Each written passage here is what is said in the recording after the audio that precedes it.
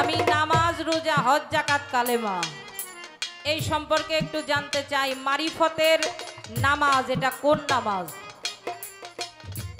আমরা যেমন 5 ওয়াক্ত নামাজ আদায় করি, মারিফতের কয় ওয়াক্ত নামাজ? আমরা যেমন পানি দিয়ে ওযু করি নামাজের আগে, আপনাদের নামাজের ওযু আছে কিনা, নিয়ত আছে কিনা, সূরা কেরাত আছে কিনা, এই একটা নামাজ সম্পর্কে জানবো। আর দ্বিতীয়ত রোজা,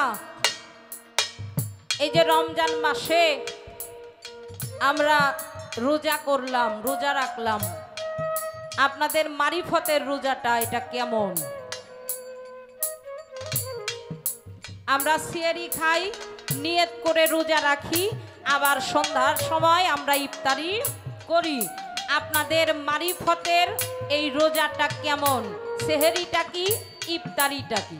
বাহ বাহ, কি আমার প্রথম আসরের একটু চাওয়া। এসকে মোহাম্মদ পয়দা করো, নবীর নামে দরুদ করো, দুনিয়া পয়দা যার নূরে, দীক্ষা দিতে চেনো তারে। SK Mohammad, SK Mohammad, SK Mohammad. লা ইলাহা ইল্লাল্লাহু মুহাম্মদ রাসূল হইল, উদ্ধারিতে পাপী তাপী এই জগতে আসিল। এই জগতে আছিল, এই জগতে আছিল। লা ইলাহা ইল্লাল্লাহু মুহাম্মদ রাসূল হলো, উদ্ধারিতে পাপী তাপী এই জগতে আসিল। আসেন বলে নবীর তরিক ধরো, মরণেরই আগে মরো। ওই হাসে বলে নবীর তরিক ধরো, মরণেরই আগে মরো। আসেন বলে নবীর তরিক ধরো, মরণেরই আগে মরো। থাকলে মনে অনুরাগ, সকল ঝামেলা যাবে কপাল। ইশকে মোহাব্বত, ইশকে মোহাব্বত, ইশকে মোহাব্বত পয়দা করো, নবীর নামে দরুদ পড়ো। ইশকে মোহাব্বত পয়দা করো, নবীর নামে দরুদ পড়ো। দুনিয়া পয়দা যার নূরে, সময় থাকিতে দিল তারে। ইশকে মোহাব্বত, ইশকে মোহাব্বত পয়দা করো, নবীর নামে দরুদ পড়ো। ইশকে মোহাম্মদ পয়দা করো, নবীর নামে দরুদ পড়ো। দুনিয়া পয়দা যার নূরে, সময় থাকিতে দিল তারে। ইশকে মোহাব্বত, ইশকে মোহাব্বত,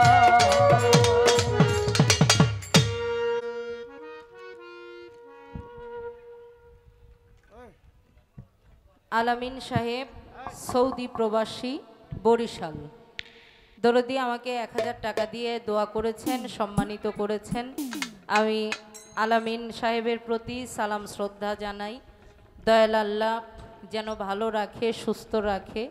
প্রবাস জীবন অনেক কষ্টের জীবন, কারণ মা বাবা, দেশের মাটি, আত্মীয় স্বজন সবাইকে ছেড়ে থাকতে হয়।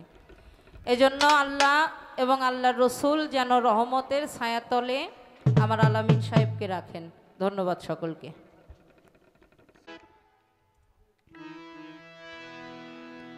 হ্যালো, আপনারা সবাই আগের মতো ঠিকঠাক আছেন তো ইনশাল্লাহ? আমিও আছি, কিন্তু চিন্তার মধ্যে আছি।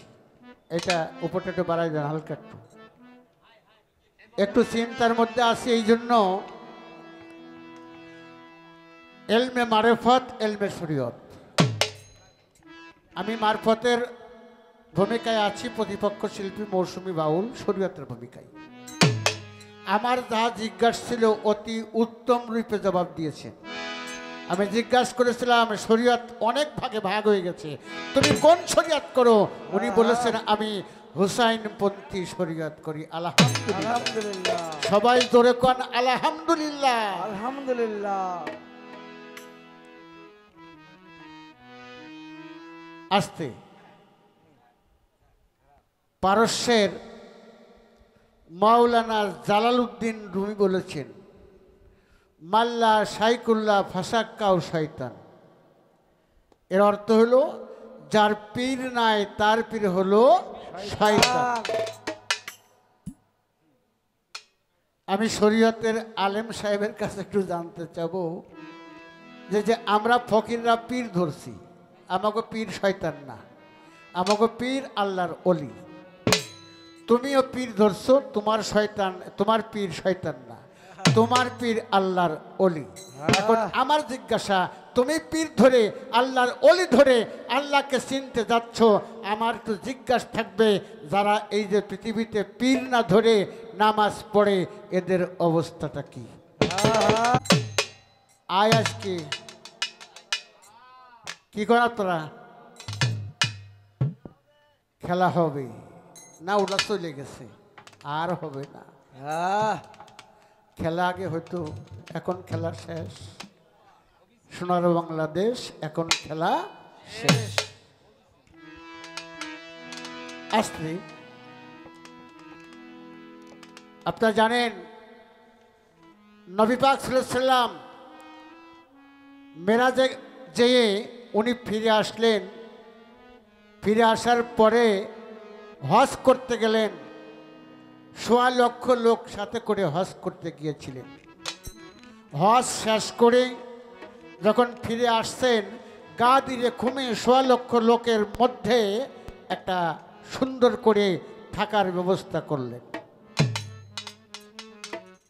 ওই রাত্রে আল্লাহ পাক জিব্রাইল আলাইহিস সালামকে বলছেন, হে জিব্রাইল, তুমি আমার দোস্তের কাছে খবর নিয়ে যাও যে আমার দোস্তের সময় খুব কম, আমি যে গুরুত্বপূর্ণ বিষয় আমার দোস্তকে দান করেছি সেজন্য তার মনোনীত ব্যক্তির উপরে অর্পণ করে। সকালবেলা একটা মঞ্চ তৈরি করলেন, 5টা উটের গদি দ্বারা একটা মঞ্চ তৈরি করলেন। তোতা ভাই এত দৌড়দৌড়ি করছেন কে? আপনি মঞ্চে আসেন, আপনার ছাড়া তো ভালো লাগে না। সেই সাথে আমার রশিদ ভাই, আমরা একই সাথে অনেক গান করেছি। আমার রশিদ ভাই আমাদের সাথে হারমোনিয়াম বাজিয়েছেন, আমার বড় ভাইয়ের সাথে বাজিয়েছেন। আমার মনে হয় বাংলাদেশের কোনো শিল্পী নাই তার সাথে উনি মাস্টার হিসাবে কাজ করে নাই। আমি আমার রশিদ ভাইকেও আন্তরিক শুভেচ্ছা জানাই। এখন সকালবেলা 5টা উটের গদিদার একটা মঞ্চ তৈরি করে সেই মঞ্চের উপরে হজরত আলী করমুল্লাহ ওয়াজু, খাতুনে জান্নাত মা ফাতেমাতুজ জোহরা, ইমাম হাসান, ইমাম হুসাইন এবং আমার দয়াল নবী 5 জন উঠলেন। উমরকে জিজ্ঞাসা করলেন, উমর, ইয়ামিন শহর থেকে একটা কালো চাদর আনা হয়েছিল, সেটা কি তোমার কাছে আছে? বলে আছে হুজুর। বলে চাদরটা দাও। চাদরটা দিলেন, একটা প্যাঁচ দিল, প্যাঁচের মধ্যে 5 জন পড়ে গেলেন। সাহাবাগণ বললেন, হুজুর আপনার এই ভাব কায়দা আমরা এখনো বুঝতে পারি নাই। তখন আমার রাসূল বললেন, হে আমার সাহাবাগণ, তোমরা জেনে রেখো আমার আর সময় বেশি নাই, আমি দুনিয়া ছেড়ে বিদায় নেব। তাই আমি আমার গুরুত্বপূর্ণ বিষয় আমি একজনের কাছে অর্পণ করে যেতে চাই। তাই উনি ভাষণ দিলেন, মান কুনতুম মাওলাহু ওয়া ফাহাজা আলী উন মাওলাহু, আমি যার মাওলা আজ হইতে হযরত আলী তাদের মাওলা। মান কুনতুম মাওলাহু ওয়া ফাহাজা আলী উন মাওলা, আল্লাহুম্মা ওয়ালিমান ওয়ালাহু ওয়া আদামান আদাহু আনসুর মান নাসারা আকজুল মান খাজালা ফাল ইয়াস হাদিল হাজেরুল খায়ে। আমি যাদের মওলা ছিলাম আজ হইতে হযরত আলী তাদের মওলা। আমার আলীর সাথে যারা বন্ধুত্ব স্থাপন করবে আমার আল্লাহ পাক তাদের ভালোবাসবে। আমার আল্লাহ আলীর সাথে যারা শত্রুতা করবে আমার আল্লাহ তাদের সাথে যুদ্ধ ঘোষণা করবে। হে আল্লাহ, আমার এই গুরুত্বপূর্ণ বিষয় আমি আমার আলীকে দান করলাম, অর্থাৎ এলমে মারফত, এলমে বিলায়েত আমি আমার আলীকে দান করলাম। তুমি একটু রহমতের মাধ্যমে আমার আলী যেন এটা সুন্দর করে রেখে প্রত্যেকের মাঝে দিতে পারে, সেই তৌফিক তুমি দান করো। ১.৫ লক্ষ লোকই হজরত আলীর হাতে হাত দিয়ে বায়াত গ্রহণ করলেন। এই জায়গায় আমার তো জিজ্ঞাসা, নবীর এমন একজন সাহাবা হজরত আলীকে ধরে দুই হাত বেঁধে অনেকগুলা মানুষ নিয়ে হজরত আলীকে মারতে মারতে আবু বকর সিদ্দিকের কাছে নিয়ে গেছেন। আমার জিজ্ঞাসা, হজরত আলীর হাতে সমস্ত সাহাবা বায়াত হলো, কিন্তু আলীকে কোন ব্যক্তি, কোন সাহাবা মারতে মারতে আবু বকরের কাছে নিল? এর কারণটাই বা কি?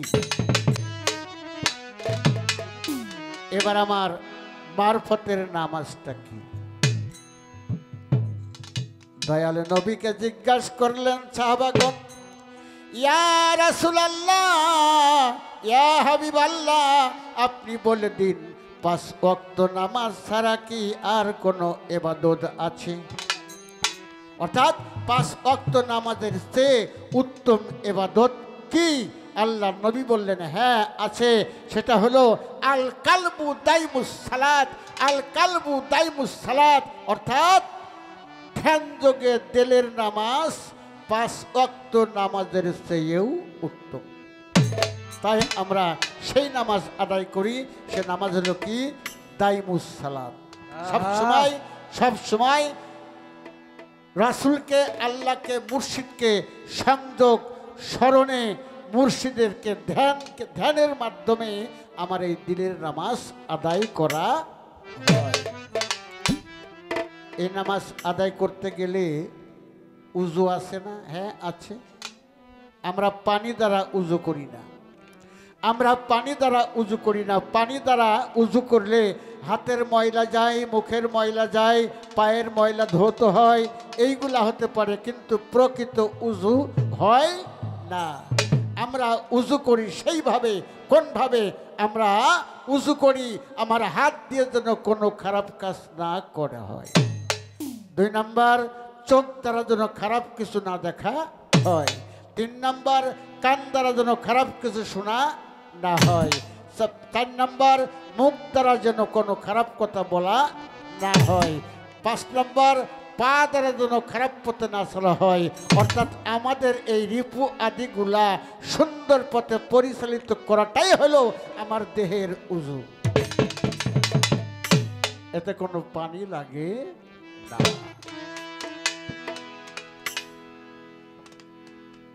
আমরা রোজা রাখি কেমনে? ইফতার কিভাবে করি? আমরা চাঁদ দেখে রোজা রাখি আর চাঁদ দেখে রোজা ভাঙি। কোন চাঁদ? যেদিন আমার পীরের হাতে হাত দিয়ে আমি বায়াত গ্রহণ করেছিলাম, আমার পীর বলেছিল, নজরুল তুমি আমার মুখের দিকে, চোখের দিকে তাকাও। আমি যখন চোখের দিকে তাকালাম, তখন আমার দয়ালের ছবি আমার চোখের মধ্যে ওটা হৃদয়ঙ্গম হয়ে গেল। তাই ওই দিন দেখলাম চাঁদ, আর মৃত্যুর সময় যেন ওই চাঁদ দেখেই আমরা দুনিয়ায় বিদায় হতে পারি। তাই রোজা রাখছি চাঁদ দেখে, আর চাঁদ দেখেই ইফতার করবো। অর্থাৎ দয়াল মুর্শিদের রূপটাই আমাদের ইফতার। এবার একটা গান গাই।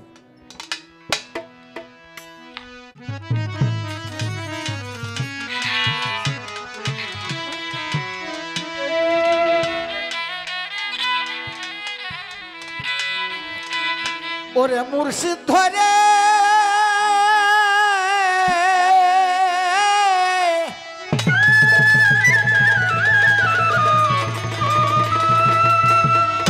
মুর্শিদ ধরে দিলে রে খবর,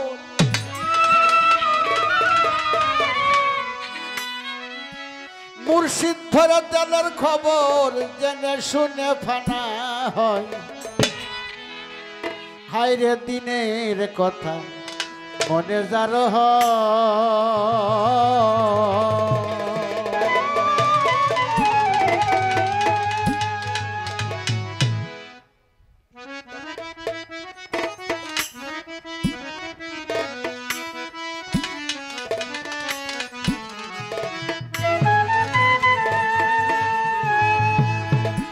শরিয়ত তরিকা থাকি কত মারে পথ, ওরে 7 তরিকার হয়ে গত রে মন শুধাই গেল। যেমন লাহুত নাসুত মালকুত জাবরুত, লাহুত নাসুত মালকুত জাবরুত আল্লাহ সার মুকামে থাকে সজু, তাইলা মুকামে থেকে মাওলা গুপ্ত বেশে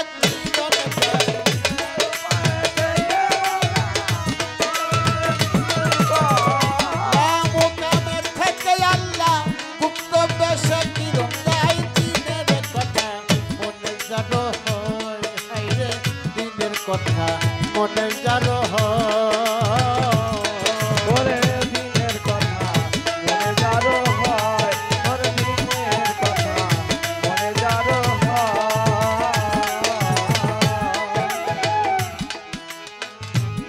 সার কোলে মাসারি ধারে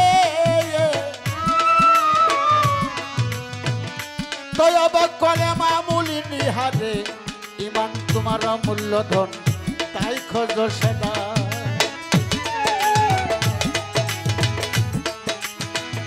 সার কালে মাসারি ধারে তয়ব করে মামুলি নিহারে, ইমান তোমার মূল্যধন তাই খোঁজ সদা।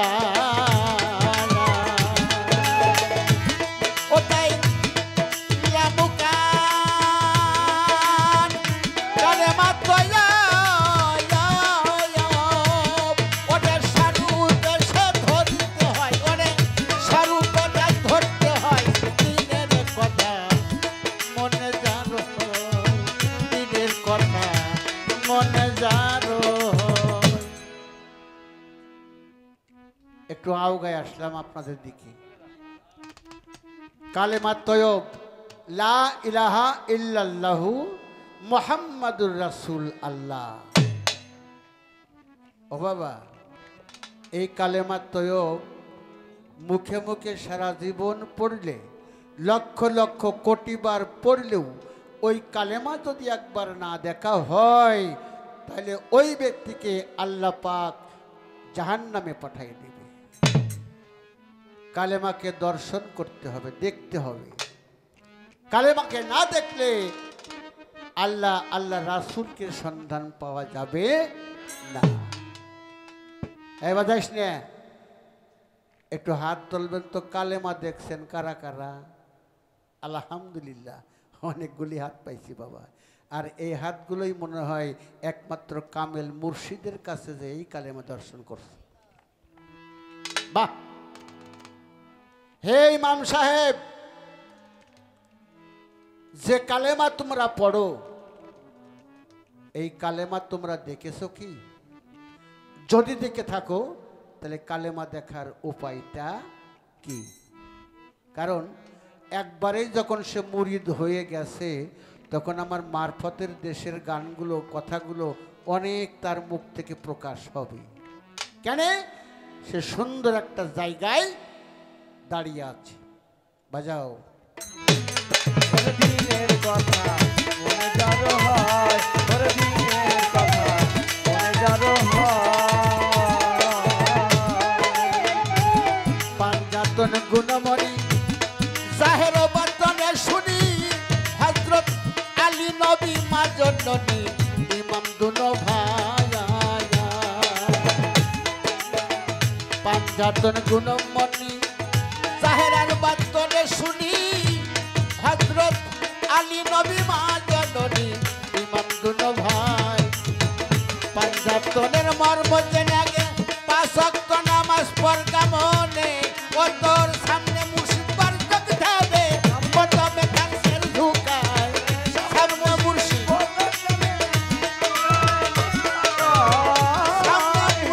সামনে মুর্শিদ বার চোখ ধানে প্রথমে তার সের ঝুঁকায়। দিনের কথা মনে জানো হয়, হায়রে দিনের কথা মনে জানো হয়। তোর দিনের কথা মনে যারো হয়, দিনের কথা মনে যারো হয়। যেমন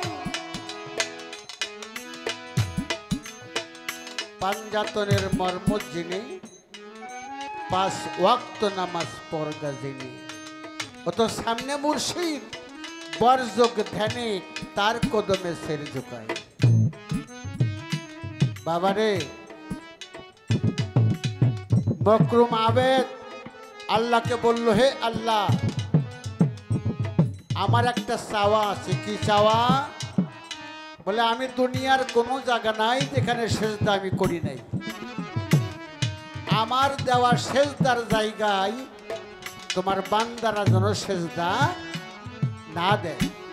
আল্লাহ বলল আমার যারা প্রকৃত বান্দা হবে তারা জায়গা চিনেই সেজদা দেবে। দরদিরা, শয়তান কইল আল্লাহ মাটিতে যারা সেজদা দেয় এ সেজদার মালিককে? বলে মাটিতে যারা সেজদা দেয় ওই সেজদার মালিক হলো তুমি। শয়তান তুমি? আচ্ছা, বললো আমার মাটিতে সেজদা না দিয়ে তারা অন্য জায়গায় যদি কোনো সেজদা দেয় মাটি ছাড়া, ওই সেজদা কেটা পাই? বলে আমি আল্লাহ পাই। আমার ছোট্ট করে এই জায়গায় একটু আলাপ থাকবে, সেজন্য একটু আলাপ করে আমাদেরকে বুঝায় দেয়। এই যে জায়নামাজে সেজদা করা, মাটিতে সেজদা করা, এই সেজদা শয়তান পায়। আমার জিজ্ঞাসা, এই এমন একটা জায়গা আছে যেখানে সেজদা দিলে আলেম সাহেব সেই সেজদা আল্লাহ পায়। আমার জিজ্ঞাসা, ওই সেজদা দেওয়ার জায়গাটা কোন জায়গা?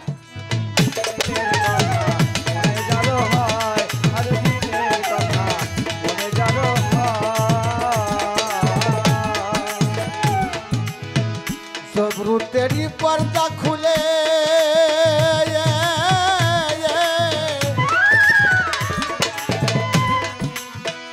দিবেন মুর্শিদ দয়া করে, নূর সে তারা উদয় হয়ে রূপের ঝলক দেয়। তারা সদাই থাকে গুরু রূপিণী হারে, নিজের কর্ম তারাই করে। পাঞ্চু বলে মর কপালে, পাঞ্চু বলে মর কপালে, কি জানি কি দয়াময় দিনের কথা মনে জানো হয় রে, দিনের কথা মনে জানো হয়।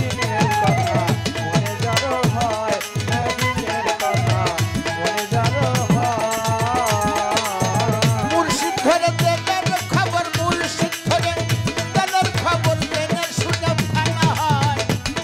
হায়রা দিনের কথা মনে জানো হয়।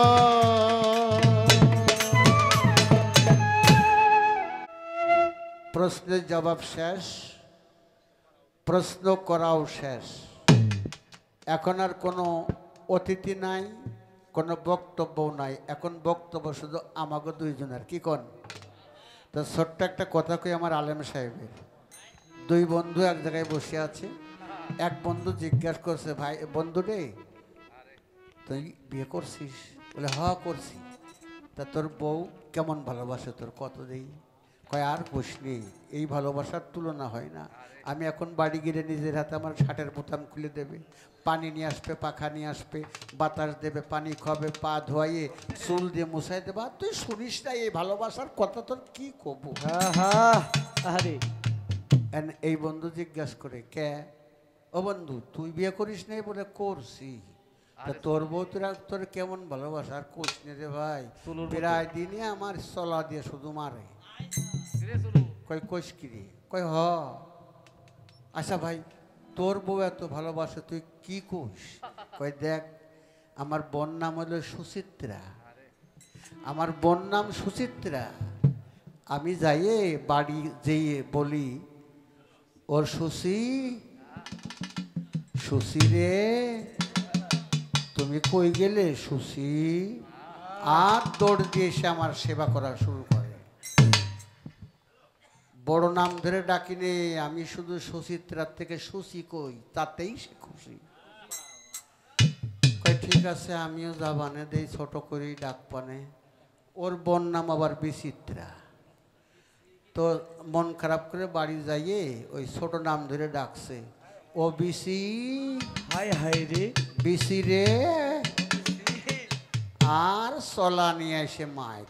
High high. দুই বন্ধু এক জায়গায় হয়েছে, কিরে তোর মুখ চোখ ফুলাকে? কয় তুই, তোর বোন নাম সুচিত্রা, তুই সুচি কোষ, সে ভালোবাসে। আমার বোন নাম হলো বিচিত্রা, আমি চিন্তা করলাম ছোট করে ডাকি দিই, একটু ভালোবাসে কি। আমার বোন নাম ধরে রাখলাম ওবিসি, আর অমনি চলা দিয়ে মাস শুরু হয়েছে। তাই বন্ধুরে ছোট নাম সব জায়গায় কওয়া যায় না।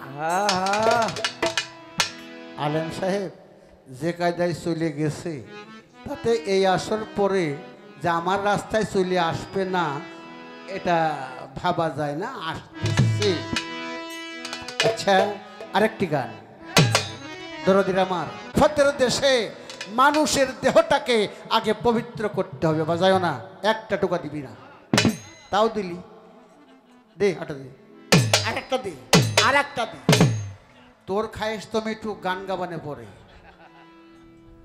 দরদির আমার, মারফতের দেশে নিজেকে নিজে পুত পবিত্র না করতে পারলে সেই দেশে কোনো ভাব পাওয়া যাবে না।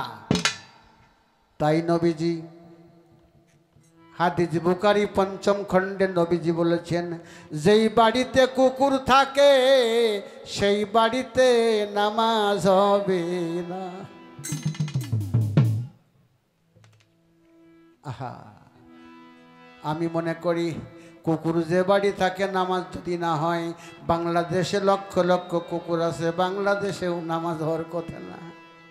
আসলে নবীজি আমার ওই দুনিয়াদারের কুকুরের কথা বলে নাই। কোন কুকুরের কথা বলেছেন? মানুষের মাথা থেকে পা পর্যন্ত এই দেহ ঘরে যদি কুকুরের স্বভাব থাকে, এই ঘরে কোনো দিন নামাজ হবে। তাই ঘরটাকে আগে পবিত্র করতে হবে। আর পবিত্র করতে হলে কি করতে হবে রে?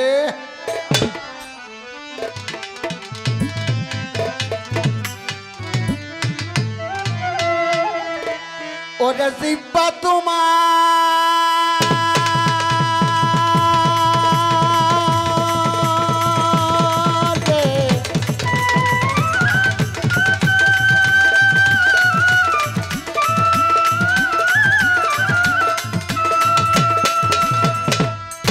জিব্বা তোমার পরম শত্রু, নাফরমানির দেখাই রাস্তা। হুশিয়ার জিব্বা তোমার, কই না যেন বাজে কথা।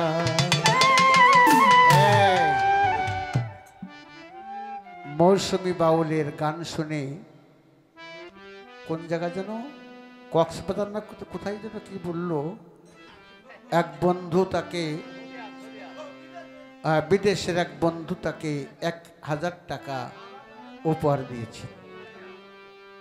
বিদেশ প্রবাসী যে দরদি থাকে, কুয়েতে থাকে, তারা বোঝে দেশের মা বাবের ব্যথাটা, বন্ধু বান্ধবের ব্যথা, ভাই বোনদের ব্যথা, হৃদয় নিংড়ানো ব্যথা, কিন্তু সেখানে থেকে নিজে নিজে সেটা ভোগ করে কারোর কাছে শেয়ার করতে পারে। তাই আমার কুয়েত প্রবাসী বন্ধু ১,০০০ টাকা দিয়েছেন মৌসুমীকে। আমিও কিন্তু বুক ভরা আশা নিয়ে থাকলাম, বন্ধু আমার কি করে দেখে। জিব্বা তোমার পরম শত্রু, নাফরমানির দেখাই রাস্তা। হুশিয়ার জিব্বা তোমার, কই না যেন বাজে কথা। হুশিয়ার জিব্বা তোমার, কই না যেন বাজে কথা।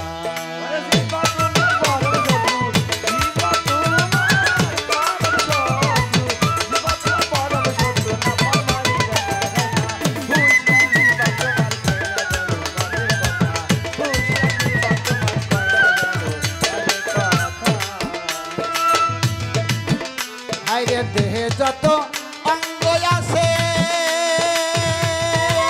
ও তারা সকলে কয় জিব্বার কাছে।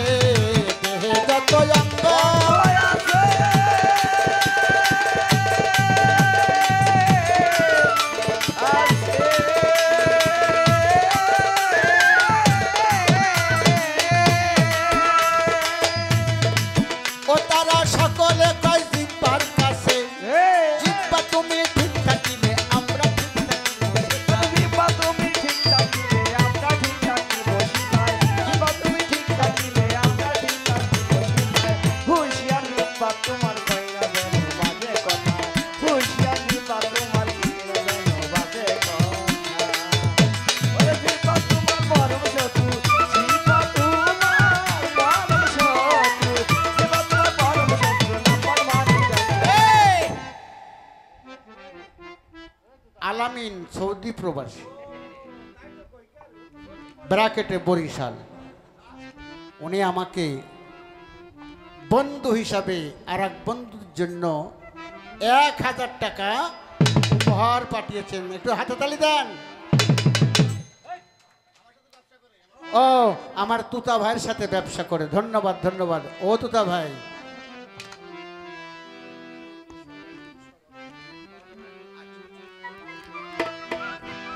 যাই হোক, গানটাকে শেষ করি। ওরে জীবা তোমার পরম শত্রু, জীবা তোমার পরম শত্রু, জীবা তোমার পরম শত্রু, না ফরমানি দেখায় রাখা, হুশিয়ার জীবা তোমার কয়লা দেখায় রাখা, হুশিয়ার জীবা তোমার কয়লা দেখায়। জিব্বার গুনে ফুলের মালা পায়, ও মানুষ জিব্বার গুনে অপমান হয়। জিব্বার গুনে ফুলের মালা পায়,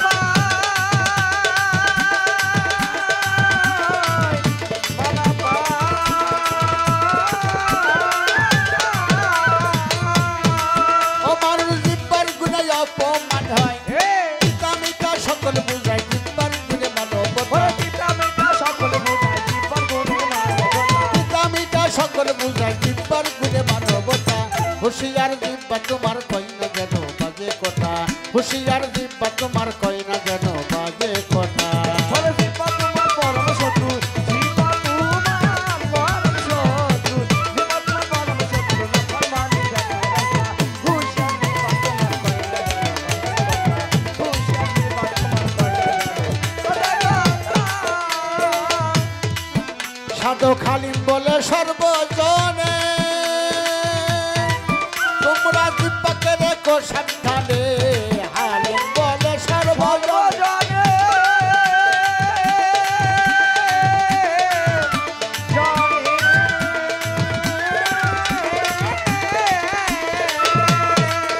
তোমরা জিব্বাকে রেখো সাবধানে। জিব্বার কথা সবাই শোনে, কাজ বৃক্ষ তরুলতা। হায় হায় জিব্বার কথা সবাই শোনে, কাজ বৃক্ষ তরুলতা। হুশিয়ার জিব্বা তোমার কই না যেন বাজে কথা, হুশিয়ার জিব্বা তোমার কই না যেন বাজে কথা।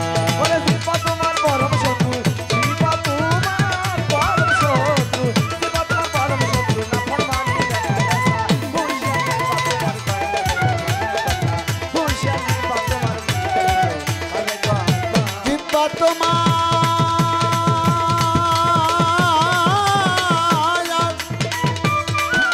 জিব্বা তোমার পরম শত্রু, না ফরমানির দেখাই রাস্তা। হুশিয়ার জিব্বা তোমার কয় না যেন বাজে কথা, হুশিয়ার জিব্বা তোমার কয় না যেন বাজে কথা।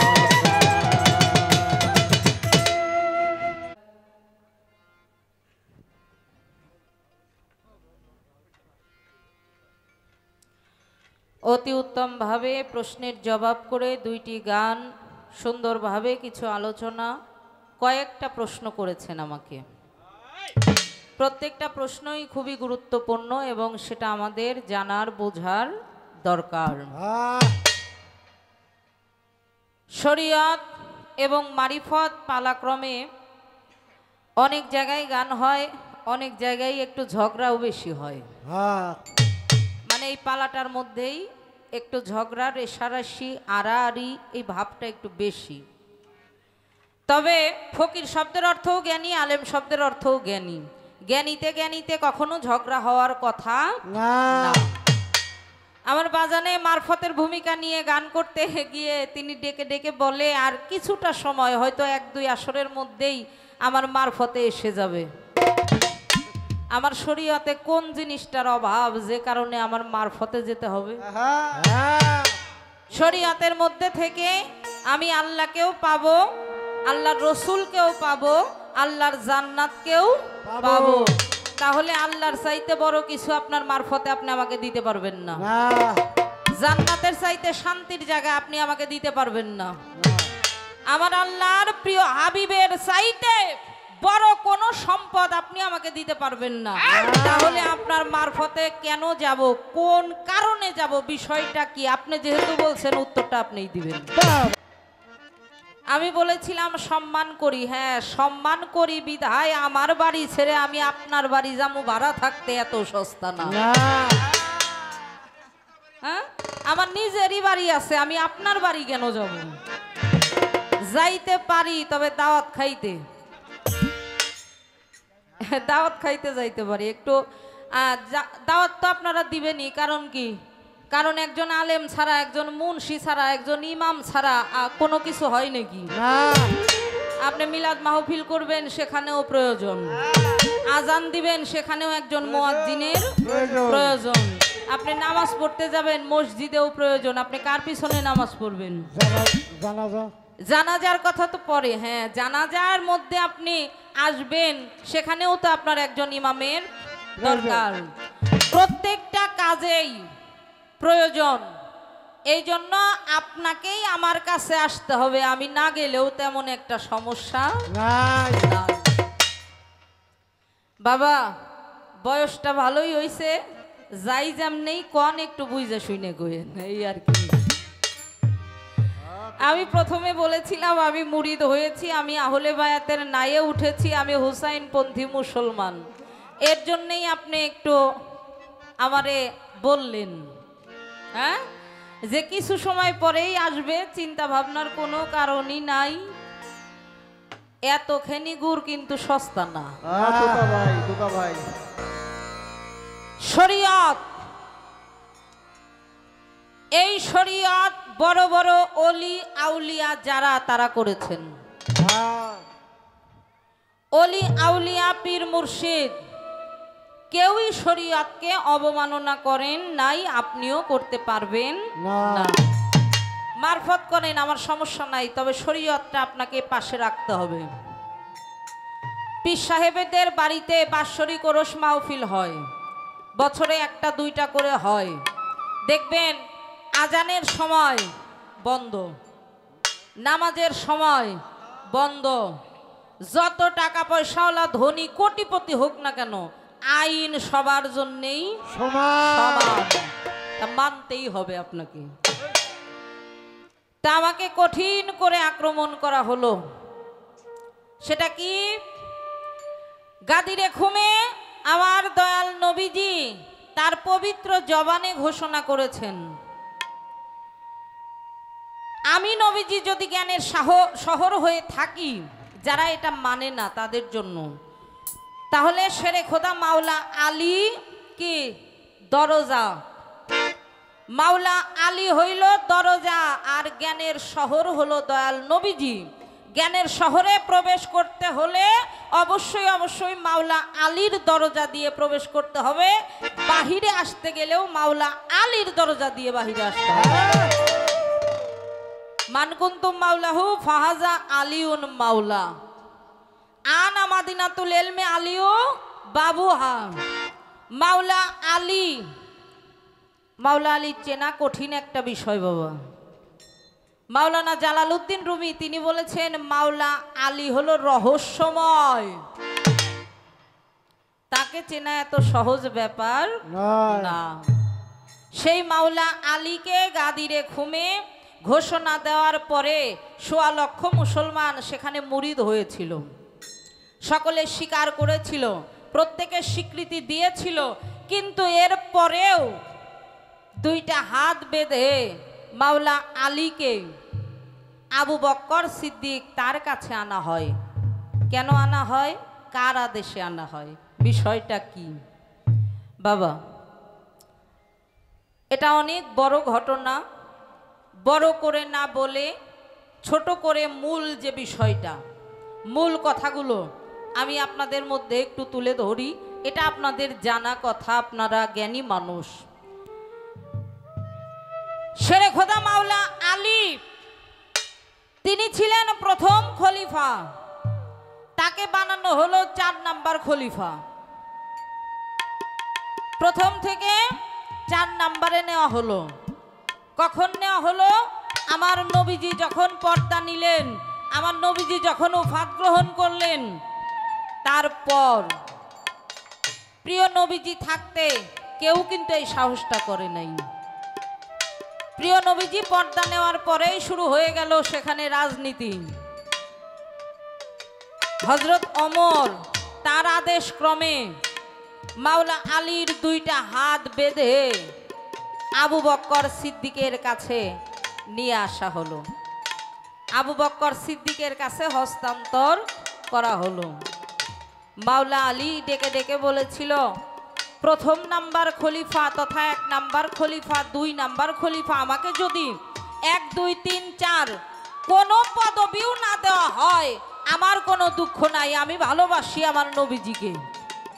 আমি প্রথম হয়ে কি করব, দ্বিতীয় হয়ে কি করব, আর তৃতীয় হয়েই কি করব। তবে এর ভিতরেও একটা কথা আছে, যারা মাওলা আলীকে ভালোবাসে তারা প্রথমই ভাবে তাকে। ভালোবাসার স্থানটা হলো সমতল, সেখানে একজন ব্যতীত দ্বিতীয় কারো জায়গা হয় না। আর ওই একজনটাই হলো যার যার মনের মানুষ। আমার পীর সাহেবের কাছে বড় পীর আব্দুল কাদের জিলানিও যদি আসে, আমার পীরের চাইতে বড় কিন্তু তিনি না। কি কথা ঠিক কি না বাবা? আমার দয়াল আমার কাছে সর্বশ্রেষ্ঠ অলি। তদ্রূপ মাওলা আলীকে যারা ভালোবাসে, পাক পাঞ্জাতনকে যারা ভালোবাসে, তাদের কাছে মাওলা আলী প্রথম ছিল, প্রথম আছে, প্রথম থাকবে। মাওলা আলী এ নিয়ে কোনো মন্তব্য সেখানে করেন নাই।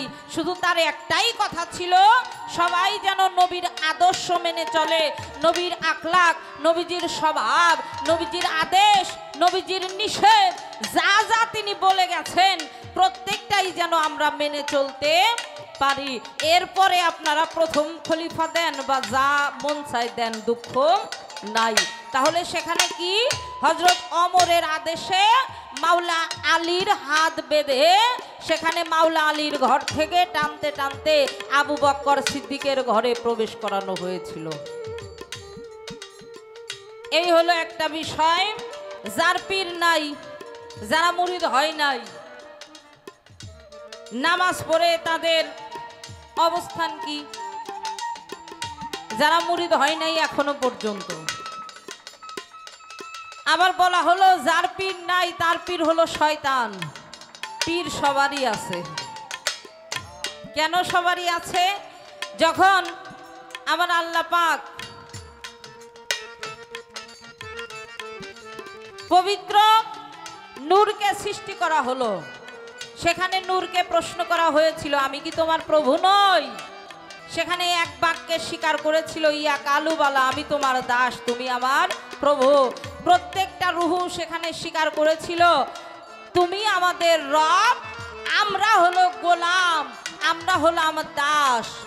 স্বীকার করে সকলেই মালিকের কাছে আমরা আত্মসমর্পণ করেছিলাম সেই সৃষ্টি জগতে। এই জায়গাটার হিসাব যদি করি তাহলে প্রত্যেকটা মানুষেরই কি পীর আছে। আর দ্বিতীয়ত, মায়ের গর্ভ থেকে ভূমিষ্ঠ হওয়ার পর আত্মসমর্পণ করতে হবে। যারা করলো না এটা তাদের বিষয়, আর আল্লাহ তাদের অবস্থান কোথায় রাখছে, কি বিষয়, এটা আল্লাহই ভালো জানে। এখানে মন্তব্য না করাটাই ভালো। জান্নাতের মালিকও আল্লাহ, জাহান্নামের মালিকও আল্লাহ। কার নামাজ আল্লাহ কবুল করবে, কার নামাজ করবে না, এটা কেউই শিওর বলতে পারে না। পারে বাবা কেউ? হ্যাঁ, দেখেন যারা মুরিদ হইছে এরা যে সবাই ভালো, বিষয়টা কিন্তু তা না। মুরিদ হওয়ার পরেও যে সবাই ভালো এটা কিন্তু ঠিক না। কেন ঠিক না? মুরিদ হওয়ার পরে দেখবেন পীর সাহেবের দোহাই দিয়া ও আরো বেশি বেশি খারাপ কাজ করে। সবাই কিন্তু না। ভালো মন্দ সব জায়গায় আছে। ভালোর কাছে মন্দ না থাকলে ভালোর দাম থাকে না। এই জন্য যারা তরিকত ধরেছে তাদের ভিতরেও আছে। যদি তাই না থাকতো, ১.৫ লক্ষ মুসলমান গাদিরে ঘুমে যারা দয়াল নবীর সামনে মাওলা আলীকে স্বীকার করেছে, ওদের ভিতরেও কিছু দল ভাগ হয়ে মাওলা আলীর শত্রুতা করছে।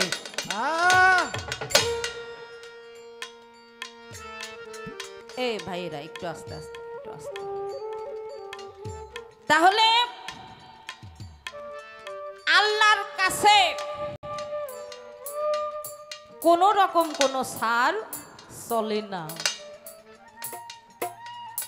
তারপরেও বাবা শুধু আমরা শিল্পী তারা না, দেখবেন ভালো ভালো বক্তা তারাও ওয়াজ করতে এসে ডেকে ডেকে বলে, তোমরা কেউ মুসলমান না হয়ে কবরে যাইও না। কারণ আমি যদি মুসলমানই না হই তাহলে আমার জন্য কি নামাজ, কিসের রোজা? হ্যাঁ, মুসলমানের জন্যই তো নামাজ রোজা, নাকি না কোনো হিন্দুর জন্যে? কি বাবা, কোনো হিন্দু নামাজ পড়ে? তাহলে মুসলমানের জন্যই। আর মুসলমানই যদি না হই তাহলে কি লাভ? কোনো লাভ নাই। যারা মুরিদ না হয়ে নামাজ পড়ে ওরা জান্নাতের জন্য নামাজ পড়ে, আল্লাহ যেন জান্নাত গো দেয়। আর যারা মুরিদ হয়ে নামাজ পড়ে ওরা আল্লাহর জন্য নামাজ পড়ে, ওরা যেন আল্লাহরই পায়। খুব আস্তে বাজাও, আজকে খুব চেঁচাও সবাই না?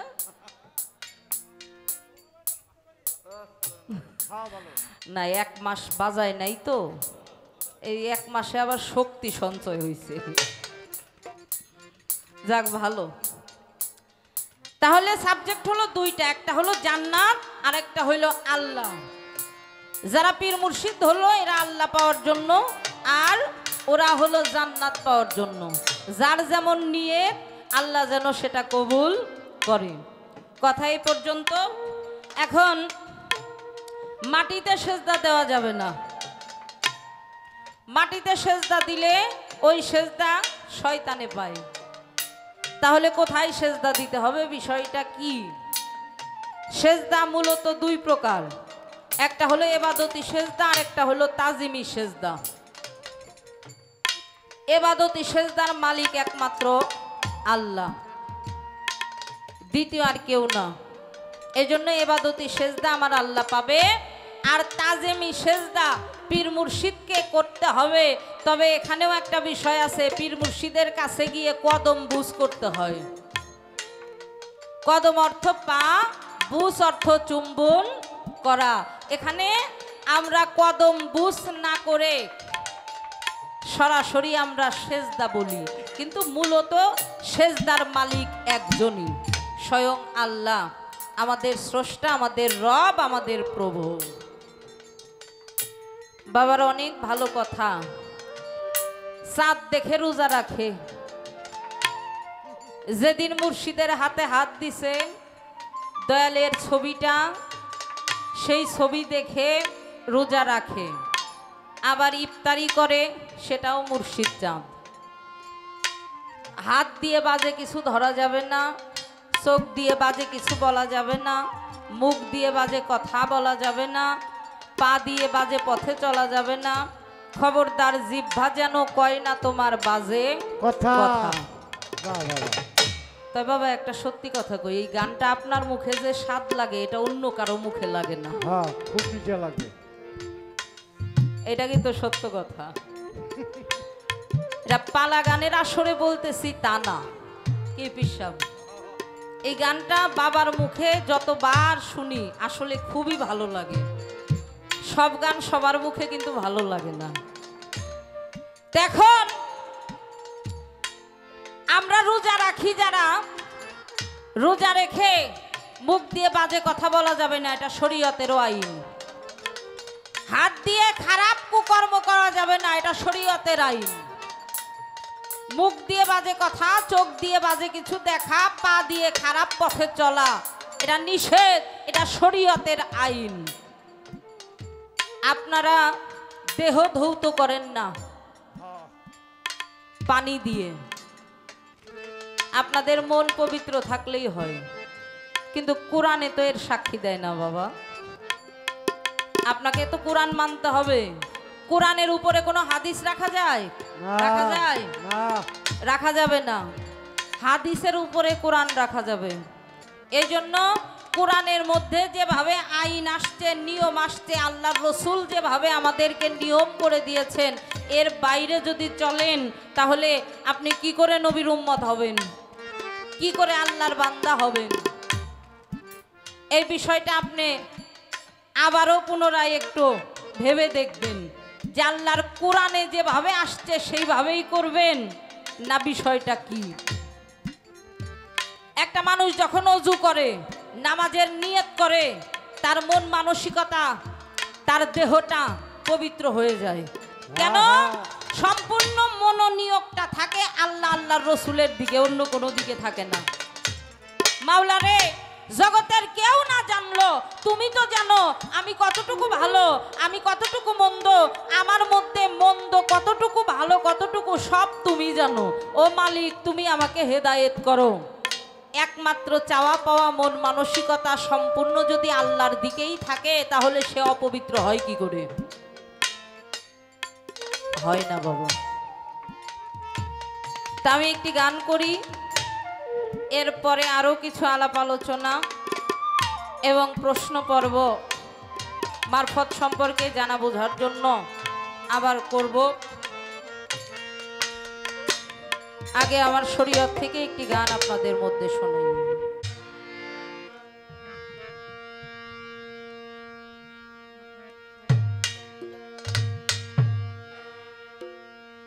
মশরিক হইতে মাগরিব, মশরিক হইতে মাগরিব, শরীয়তের জয় শরীয়ত, সহজ কথা নয় শরীয়ত, সহজ কথা নয়।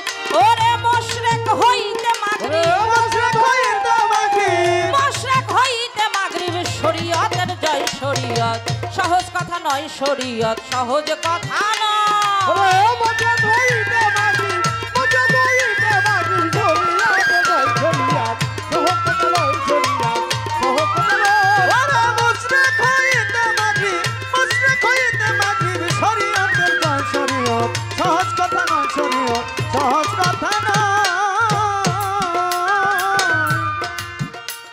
ওরে বড় বড় আউলিয়া যারা,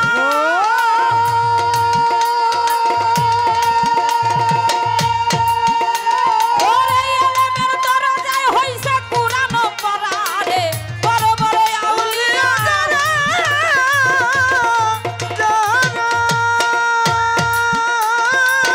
এলেমের দরজায় হইছে কুরআন পড়া, শরীয়ত ছাড়া দেয় না ধরা, শরীয়ত ছাড়া দেয় না ধরা। আপে দয়াময় শরীয়ত, সহজ কথা নয় শরীয়ত, সহজ কথা নয়।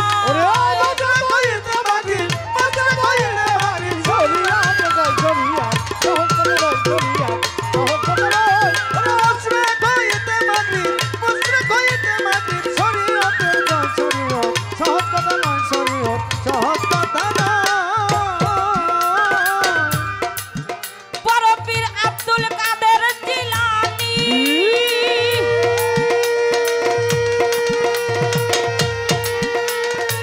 যার কাছে আছে মাওলার ওরে মারফতের খনি, বড় পীর আব্দুল কাদের জিলানী,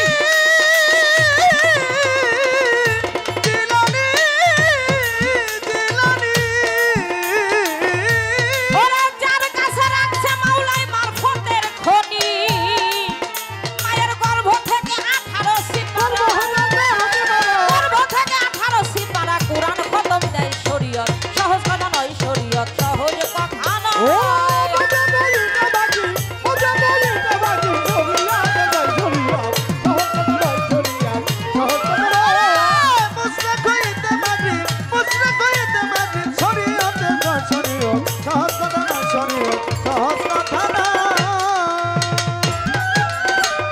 কুতুবে কি আসো খাজা,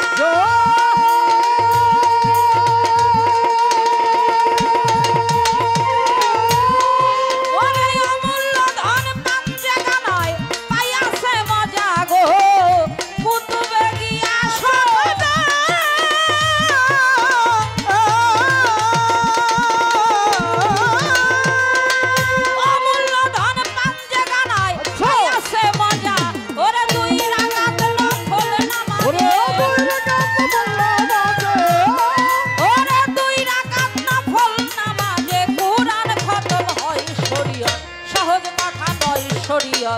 সহজ কথা না। ও বলতে বলিতে মাগরি বলতে বলিতে মাগরি চরিয়া তোর গাছ চরিয়া কহ কথা লই চরিয়া কহ কথা ও মুছমে কইতে মাগরি মুছমে কইতে মাগরি চরিয়া তোর গাছ চরিয়া সহজ কথা নয় চরিয়া সহজ কথা না।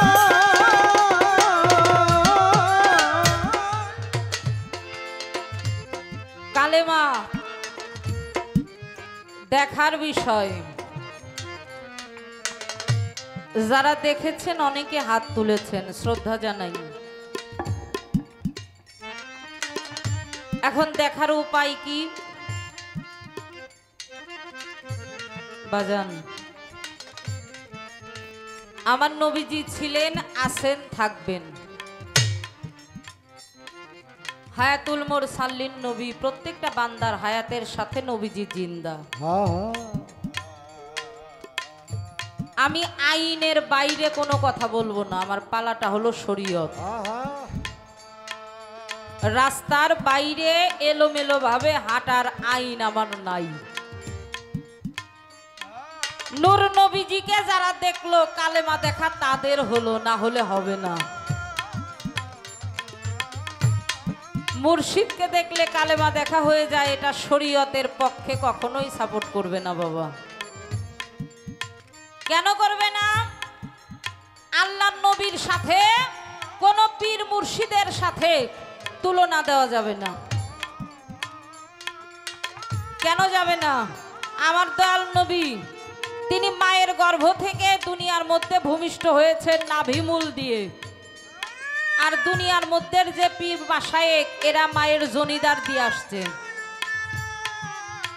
আমার প্রিয় নবীজি, তার কোনো ছায়া মাটিতে পড়তো না, পীর মুর্শিদের ছায়া পড়ে মাটিতে। প্রিয় নবীজি তিনি নূরের নবী। মা আয়েশা সিদ্দিকা একদিন ঘরের মধ্যে সুচ দিয়ে, মানে সুই সেলাই করছে। রাত্রবেলা একটা প্রদীপ জ্বালিয়ে, তো হঠাৎ করে আচমকা একটা হাওয়া এসে প্রদীপটা নিভে গেল। অন্ধকার ঘর, আর সুইটা খুঁজে পায় না। প্রিয় নবীজি বাহির থেকে যখন মা আয়েশা সিদ্দিকার রুমে প্রবেশ করলেন, অন্ধকার ঘরটা নূরে নূরাময়, আলোয় ঝলমল করে।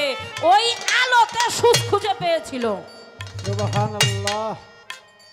তিনি নূরের নবী, নুরুল আরানুর, আলোর আলো। এরকম অসংখ্য প্রমাণ কোরআনে, হাদিসে, তাফসিরে, কিতাবে আসছে। পীর মুর্শিদের বেলায় কি তাই বাবা?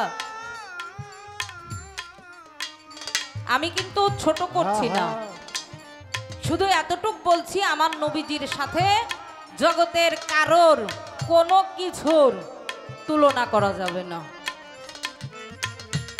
নবীকে দেখলে কালেমা দেখা হবে। এখন যারা হাত উঁচা করছেন, বিচারটা আপনাদের কাছে, আপনারা নবীজিকে দেখছেন কিনা। যদি দেখেন আলহামদুলিল্লাহ, যদি না দেখেন যার যার আদালত হলো কি বিবেক, যার যার বিষয় আর কি।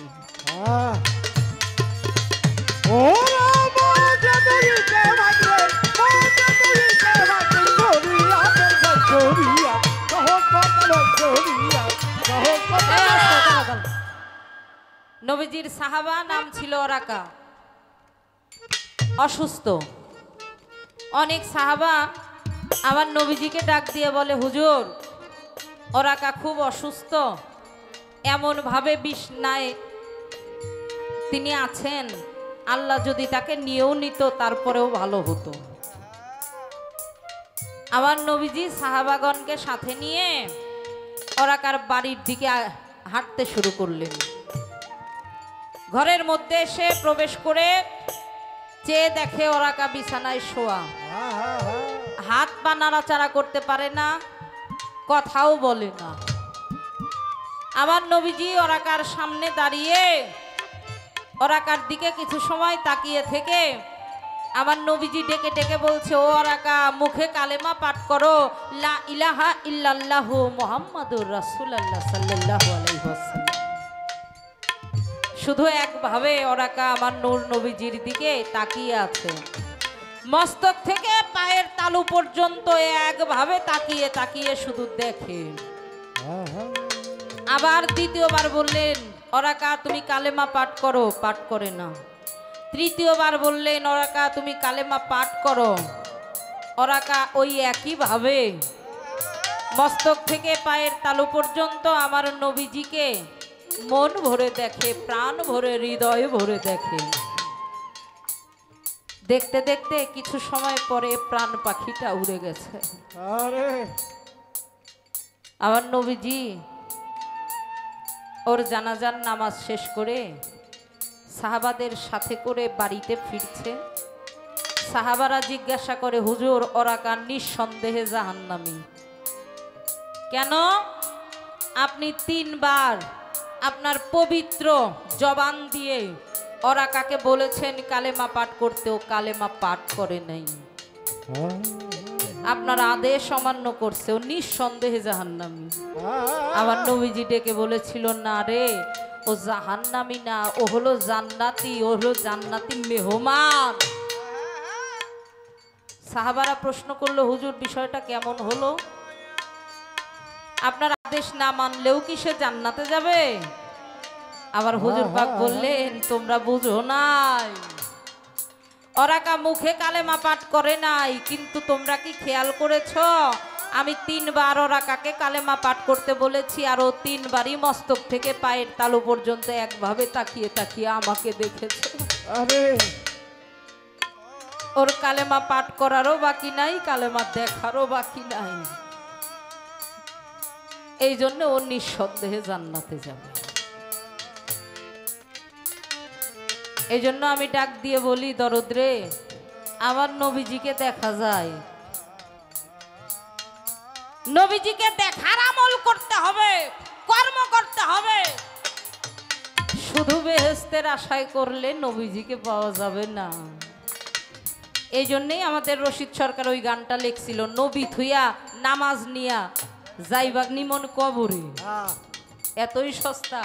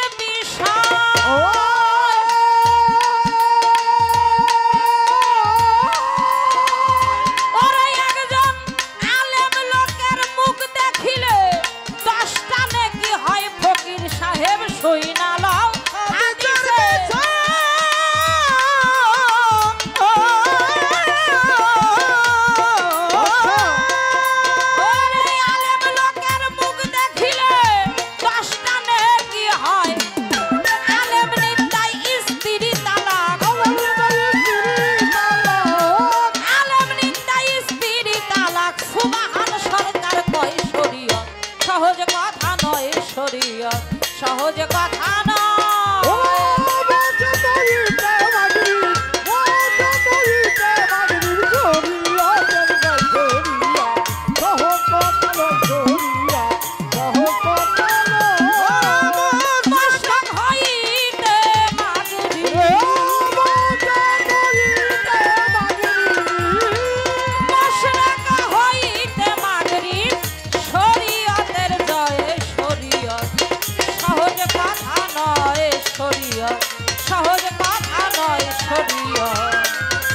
সহজ কথা